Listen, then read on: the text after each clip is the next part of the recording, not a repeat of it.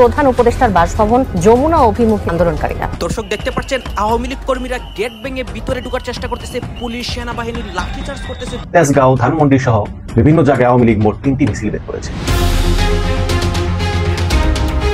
এদিকে আজ ডক্টর ইউনূসের বাসভবন তুলপাড়, খুঁজে পাওয়া যাচ্ছে না ডক্টর ইউনূসকে। আওয়ামী লীগ কর্মীরা ভয়াবহ অ্যাকশন নিয়েছে। বাংলাদেশে এবার সম্পূর্ণ অস্থিতিশীল পরিবেশ, দেশ গৃহযুদ্ধের দিকে গিয়েছে। নাটকীয়ভাবে, অবিশ্বাস্যভাবে রাজনীতিতে ফিরছে আওয়ামী লীগ। শেখ হাসিনা এক বিরাট ষড়যন্ত্রের মাধ্যমে এই অসম্ভবকে সম্ভব করেছে। একটা গণহত্যা চালানো দল, গণহত্যাকারী দল, যেই দলের নাম নিশানা বাংলাদেশে থাকবে না, তারা বাংলাদেশের রাজনীতিতে ফিরছে, অনেকটা কামব্যাক করছে।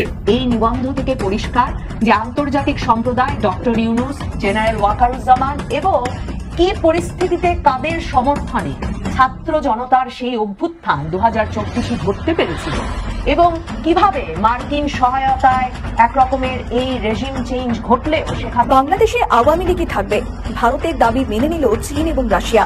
ভারত কোথা থেকে কি কলকাঠি নাড়লো যে যারা 5 বছর ক্ষমতায় থাকার কথা ভাবছিল তারা এখন হঠাৎ করে ভোট করাতে মরিয়া। ডাক্তার ইউনূস সাহেব দেশটি চালান, দেশ ঠিক মতন চালান, নাহলে পাকিস্তান চলে যান। এই দেশে কোনো পাকিস্তানের ঠাঁই নাই। সত্য কথা বললে আওয়ামী লীগ, উচিত কথা কইলে আওয়ামী লীগ 1 বছরে মানুষকে খয়রাতি বানাই ফেলাইছে। বাংলাদেশের রাজনীতিতে কার্যক্রম নিষিদ্ধ থাকা আওয়ামী লীগ আবারও প্রাসঙ্গিক হয়ে উঠছে। দেশে থাকা দলটির নেতাকর্মীদের মিছিল আর শোডাউন বাড়ছে। দলটির একাধিক সূত্র থেকে জানা গেছে চলতি মাসেই দলটির পক্ষ থেকে বড় ধরনের শোডাউন করা হতে পারে। হ্যাঁ, ইতিমধ্যেই আওয়ামী লীগ বড় ধরনের শোডাউন করা শুরু করেছে এবং ডক্টর ইউনূসের উপর সরাসরি প্রভাব ফেলতেছে।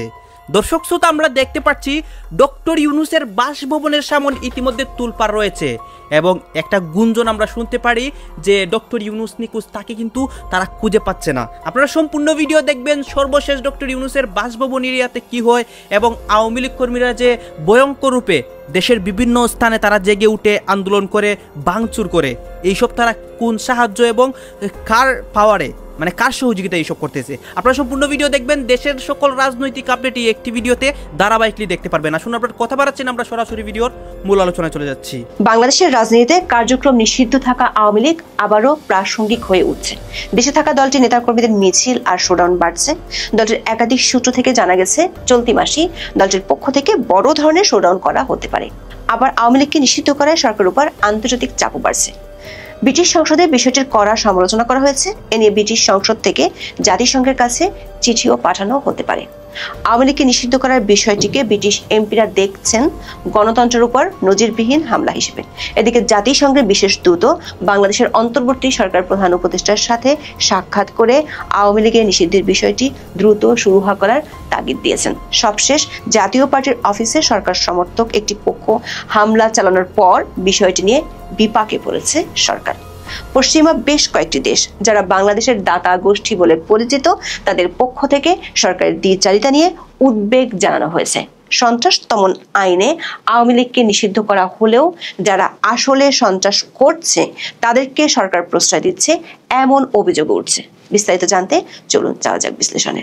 বাংলাদেশের ভোটের রাজনীতি ছিল মূলত 2 দল কেন্দ্রিক। এর একটি আওয়ামী লীগ ও অন্যটি বিএনপি। 1991 সাল থেকে 2008 সাল পর্যন্ত বাংলাদেশে নির্দলীয় সরকারের যে 4টি অবাধ ও সুষ্ঠু এবং অন্তর্ভুক্তিমূলক নির্বাচন হয়েছে, সেই নির্বাচনগুলোতে আওয়ামী লীগ এবং বিএনপি সবচেয়ে বেশি ভোট পেয়েছে। বিএনপি সর্বোচ্চ 2001 সালে প্রায় 41% ভোট পেয়েছিল, আর আওয়ামী লীগ সর্বোচ্চ 49% ভোট পেয়েছিল 2008 সালের নির্বাচনে। 1991 সাল থেকে আওয়ামী ও বিএনপির ভোট ওঠানামা করলেও জামায়াতে ইসলামী এবং জাতীয় পার্টির ভোট ব্যাংক কমতি দেখা গেছে। আর এই সময়টাতে নতুন যে দলগুলোর জন্ম হয়েছে তাদের কেউ নিজেদের অস্তিত্ব সেভাবে জানান দিতে পারেনি। কিন্তু 15 বছর দেশ শাসনের পর গত বছরের 5ই আগস্ট আওয়ামী লীগের জন্য দৃশ্যপট পুরোপুরি পাল্টে যায়। প্রথমে অধ্যাপক ইউনূসের অন্তর্বর্তী সরকার পক্ষ থেকে দল নিষিদ্ধ করা হবে না বলে মত দেওয়া হয়েছিল, কিন্তু সরকারি মিত্রদের চাপের মুখে চলতি বছরের 12ই মে আওয়ামী লীগকে নিষিদ্ধ করা হয়। আকস্মিক রাজনৈতিক সিদ্ধান্ত হলেও সরকার এর জন্য আইন সংশোধন করেছিল। 2025 সালের 12ই মে প্রকাশিত গেজেটে 2009 সালের সন্ত্রাস বিরোধী অধ্যাদেশের একটি গুরুত্বপূর্ণ সংশোধনের মাধ্যমে রাজনৈতিক দল বা সংগঠনের কার্যক্রম নিষিদ্ধ করার বিধান যুক্ত করা হয়।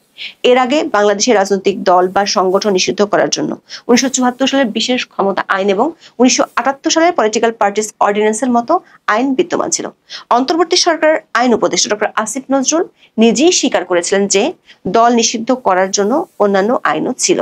এরপরও নতুন করে সন্ত্রাস বিরোধী আইনের অধীনে এই সংশোধনী আনা হয়েছিল, কিন্তু সরকার এই কৌশল এখন সরকারের মিত্রদের জন্য বুমেরাং হয়ে গেছে।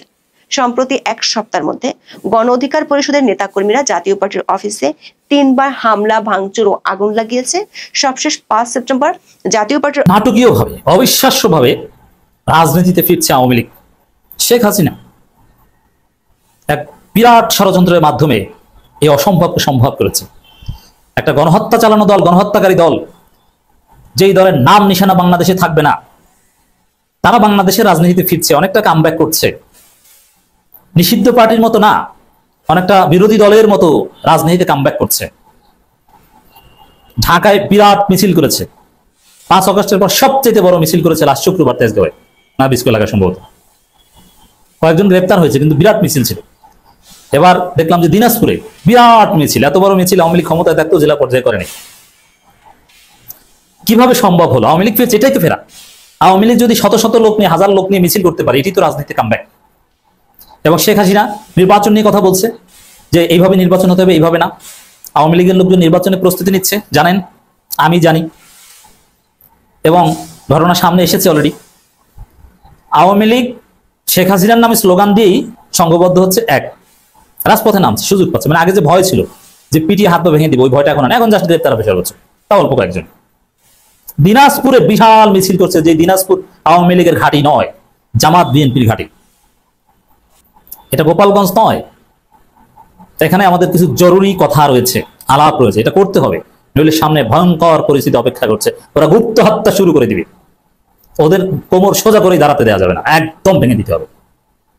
দর্শক, এটা কিভাবে সম্ভব হয়েছে? অনেকে বলেন যে বিএনপি, জামাত বা জুলাই পক্ষের শক্তিগুলোর মধ্যে যে বিভেদ, ইখতিলাফ, দূরত্ব, এর ফলে এটা সম্ভব হয়েছে। না, এর ফলে নয়। জুলাই পক্ষের শক্তির মধ্যে যে বিভেদ, ইখতিলাফ দেখতে পাচ্ছেন, এটা স্বাভাবিক, তবে লিমিট ক্রস করা স্বাভাবিক নয়। যেমন একটা দল সরকারে থাকবে আর একটা দল বিরোধী দল থাকবে, বিএনপি জামাত একে অপরের বিরুদ্ধে বলবে, এটা আমি জানতাম, যার ফলে আমি 5 আগস্টের পর থেকেই বিএনপির বিরুদ্ধে বলা শুরু করেছি, এটা নর্মাল। কিন্তু এর ফলে আওয়ামী লীগ আসার কথা না, এর ফলে আওয়ামী লীগ আসে নাই। আওয়ামী লীগ ফিরছে সেনা প্রধানের ষড়যন্ত্রে, ভারতের ষড়যন্ত্রে, রয়ের প্রেসক্রিপশনে, যার অন্যতম ইনস্ট্রুমেন্ট হচ্ছে জাতীয় পার্টি এবং বিএনপি। জাতীয় পার্টি, বিএনপি, সেনাপ্রধান মিলে এই ঘটনা ঘটিয়েছে। অতএব আজকে যে আপনারা দেখছেন যে আওয়ামী লীগ রাজনীতি অনেকটা দৃশ্যমান, সোশ্যাল মিডিয়াও তারা মোটামুটি কাঁপিয়ে বেড়াচ্ছে, রাইট? হ্যাঁ, একটা বিষয় আছে যে বিএনপির যে ভয়ানক চাঁদাবাজি, বিএনপির যে আকাম, এমনকি কাউন্টারে নারী, শিশু কেউ নিরাপদ না, ধর্ষণ, নারী নির্যাতনের যে রাম রাজত্ব কায়েম করেছে বিএনপি বাংলাদেশে, যেটা আওয়ামী লীগের চাইতে ভয়ানক খারাপ। আওয়ামী লীগ যা করতে পারেনি সেটা করছে। আওয়ামী লীগ যত নিচে নামেনি তত নিচে নেমেছে বিএনপি। এই কারণে আসলে অনেক মানুষের মধ্যে পারসেপশন যে আওয়ামী লীগই ভালো ছিল, বিএনপির সাথে আওয়ামী লীগ ভালো ছিল। এই বিএনপিকে সোজা করার জন্য আওয়ামী লীগ দরকার। অনেক সাধারণ মানুষ বলছে, আমি নিজে শুনেছি, এটা আমি প্র্যাকটিক্যাল সাক্ষী। তো এই কারণে আওয়ামী লীগের জনপ্রিয়তা বেড়েছে, রাইট? 100 বার সত্য, আওয়ামী লীগের জনপ্রিয়তা বেড়েছে, এবং আমার অবজারভেশন যে বিএনপির চাইতে আওয়ামী লীগের জনপ্রিয়তা বেড়ে গেছে। তো এটা আওয়ামী লীগের একটা advantage, strength, beyond reasonable doubt. আরেকটা হচ্ছে ওয়াকার, এটা তো ওপেন, আপনারা তো একদম আইএসপিআর এর বা সেনাবাহিনীর অনানুষ্ঠানিক বিবৃতি যেটা নেত্র নিউজে দিয়েছিল, সেখান থেকে যে স্পষ্ট যে ওয়াকার নিজে রিফাইন্ড আওয়ামী লীগের প্রজেক্ট হাতে নিয়েছেন, হাসনাত আব্দুল্লাহ ফাঁস করে দিয়েছিল, এবং এটা আইএসপি স্বীকার করেছে, নেত্র নিউজের কাছে স্বীকার করেছে। পরে আওয়ামী লীগ নিষিদ্ধ হওয়ার পর জাতীয় পার্টির মাধ্যমে আওয়ামী লীগ ফেরানোর প্রজেক্ট নিয়েছে ওয়াকার, এবং এটা আমরা দেখতে পাচ্ছি, রাইট? জাতীয় পার্টিকে সামনে আনতে প্রথমে গণ অধিকার পরিষদকে, ভিপি নূরকে পেটানো হলো, ওটা আওয়ামী লীগ ফেরানোর একটা রয়ের প্রেসক্রিপশনের প্রথম স্টেজ, এটা সেনাবাহিনী করলো। এরপরে জাতীয় পার্টি কোন সাহসে প্রত্যেকদিন পার্টি অফিসে যায় এবং গণ অধিকার পরিষদকে নিষিদ্ধ চায়, কত বড় সাহস দেখছেন? এবং বিএনপি বিবৃতি দিয়েছে যে ভিপি নূরের সন্ত্রাসীরা হামলা করেছে জাতীয় পার্টির অফিসে, এটা একদম নিন্দনীয়। এটাকে অনেক বিএনপির লোকজন বলছে মব, যদিও আসিফ নজরুল বলেছে না, এটা রাজনৈতিক বিষয়, এটা মব নয়। তো বিএনপি স্পষ্টতই জাতীয় পার্টির মাধ্যমে আওয়ামী লীগ ফিরিয়ে আনার এই প্রজেক্টের পার্ট হয়েছে সেনাবাহিনী এবং রয়ের যে প্রজেক্ট। রিফাইন্ড আওয়ামী লীগ তো পারছে না, এখন জাতীয় পার্টি, রিফাইন্ড জাতীয় পার্টির মাধ্যমে পুরো আওয়ামী লীগ ফিরিয়ে আনতে যাচ্ছে। দর্শক, এই জায়গাটায় বিএনপি ঠান্ডা মাথায় কেন হেল্প করলো আওয়ামী লীগ ফিরে আসতে? হেল্প করছে কেন করছে? এর কারণ হচ্ছে যে বিএনপি বুঝে গেছে যে আওয়ামী লীগ জাতীয় পার্টি না থাকলে বিএনপির রাজনীতি নেই। ডাক্তার ইউনূস সাহেব দেশ যদি চালান, দেশ ঠিক মতন চালান, নাহলে পাকিস্তান চলে যান। এই দেশে কোনো পাকিস্তানের ঠাঁই নাই। সত্য কথা বললে আওয়ামী লীগ, উচিত কথা কইলে আওয়ামী লীগ। 1 বছরে মানুষকে খয়রাতি বানাই ফেলাইছে। মানুষ কিন্তু রাস্তায় নেমে গেছে। ফরিদপুর রাজবাড়ী গোয়ালন্দনে দেখেছেন, একজন অলির মাজার থেকে লাশ উঠিয়ে যদি সে মুমিন ব্যক্তি না হয়তো লাশ পড়ে ঘুরে ছারখার হয়ে যাইতো। একটা জিন্দা লাশ, একটা অলিয়ালা লাশ কবর থেকে উঠাইয়া সেই লাশকে পাড়াইয়া, সেই লাশকে পিটাইয়া, সেই লাশকে জাগায় পোড়াই দেওয়া হয়েছে সেই উগ্রপন্থী জঙ্গি গোষ্ঠীরা। এই দেশে কোনো পাকিস্তানের ঠাঁই নাই। 105টা মাজার ভাঙচুর করছেন অলি আল্লাহর। ডাক্তার ইউনূস সাহেব দেশ যদি চালান, দেশ ঠিক মতন চালান, নালে পাকিস্তান চলে যান। আপনি আমেরিকা যাইয়া বাবা বাঁচতে পারবেন না। আর আমরা সোশ্যাল মিডিয়ায় দেখেছি কিছু বাহিনীরে বসে আপনি সেনাবাহিনীর হিট খুলে নিয়ে আসবে। এইসব কথাবার্তা সোশ্যাল মিডিয়ায় যারা বলছে, এই দেশে ঠাঁই নেই। তারা যারা দেশের শত্রু, রাষ্ট্রের শত্রু, প্রশাসনের শত্রু, জাতির শত্রু, মানুষের শত্রু। আর বর্তমানে আমরা দেখেছি কথা বললেই খালি আওয়ামী গেলে ট্যাগ লাগাই দেয় যে আওয়ামী লীগ করে। সত্য কথা বললে আওয়ামী লীগ, উচিত কথা কইলে আওয়ামী লীগ। যেই সবাই বলবে আওয়ামী লীগের কথা, আমি প্রত্যেকটা মানুষের নাক মুখ ফাড়াইয়া একটা সাঙ্গা বানাই দেবে না। এই দেশে প্রত্যেকটা দল রাজনীতি দল থাকবে, প্রত্যেকটা দল রাজনীতি করার অধিকার আছে। যারা দুর্নীতি করছে, যারা লুটপাট করছে, তাদের বিচার হবে। সবার বিচার এই বাংলাদেশ হবে না। 1 বছরে মানুষকে খয়রাতি বানাই ফেলাইছে। 1 বছর মানুষ কিন্তু রাস্তায় নেমে গেছে। এই দেশ সেনাবাহিনীর প্রধান ওয়াকারুজ্জামান সাহেব, সেনাবাহিনীর মানুষ হুমকি দেয়, এটা একটা লজ্জাজনক ব্যাপার। পুলিশ বাহিনীর হত্যা করে থানার সহস্র লুটপাট। এই 1টা বছর একটা মানুষের শান্তিতে নাই। এই দেশ জঙ্গিবাদ করতে দেওয়া যাবে না, পাকিস্তান বানাই যাওয়া যাবে না।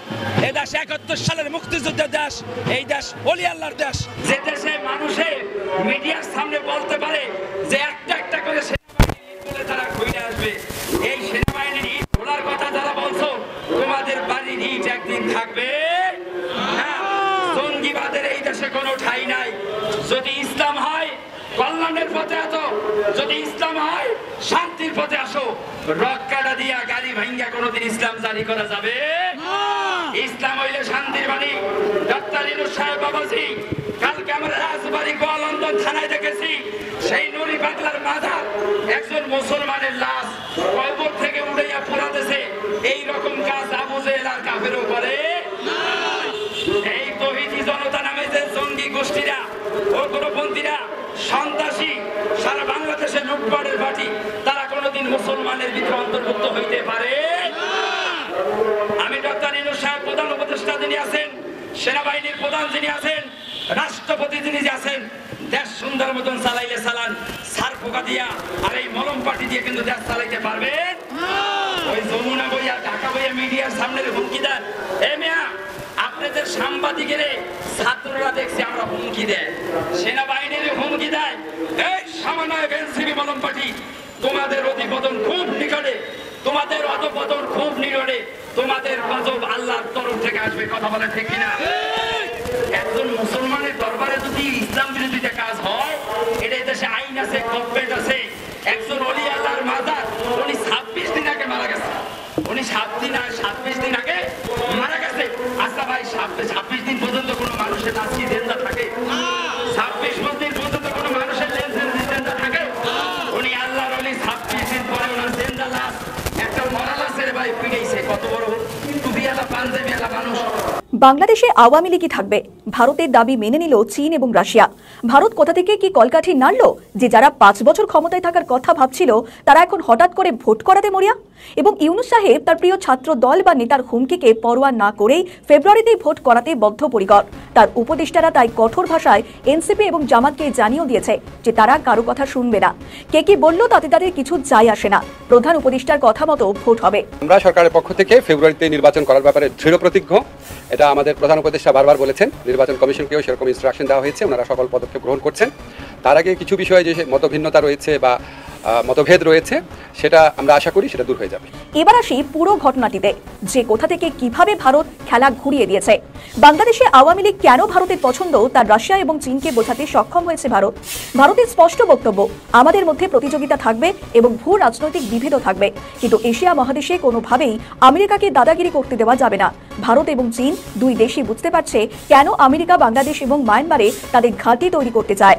কারণ বর্তমান সময়ে সারা বিশ্বে অর্থনৈতিক দ্রুত অগ্রগতির পথে এগিয়ে যাচ্ছে যে দুটি দেশ, তারা হলো ভারত এবং চীন। আর আমেরিকা বহু আগের থেকেই চাইছিল এই দুটি দেশকে কমজোর করতে। হয়তো বাংলাদেশে হাসিনার পতন হতো না যদি 2024-এ ভারতের রাজনৈতিক পালাবদল ঘটে যেত।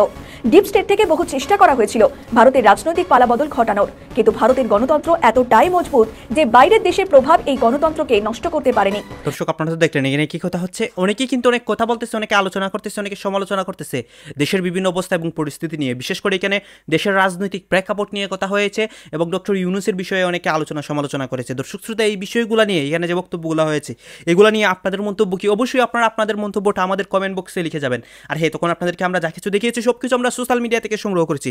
এখানে আমাদের নিজস্ব কোনো মন্তব্য নেই বা নিজস্ব কোনো সিদ্ধান্ত নেই। সর্বশেষ আপনাদের কাছে আমাদের রিকোয়েস্ট থাকবে, আপনারা আমাদের চ্যানেলের নতুন দর্শক হয়ে থাকলে চ্যানেলটি সাবস্ক্রাইব করবেন এবং পাশে থাকা বেল বাটনটি বাজাবেন যাতে করে নেক্সট ভিডিওটা সবার আগে আপনাদের কাছে পৌঁছায়। ধন্যবাদ।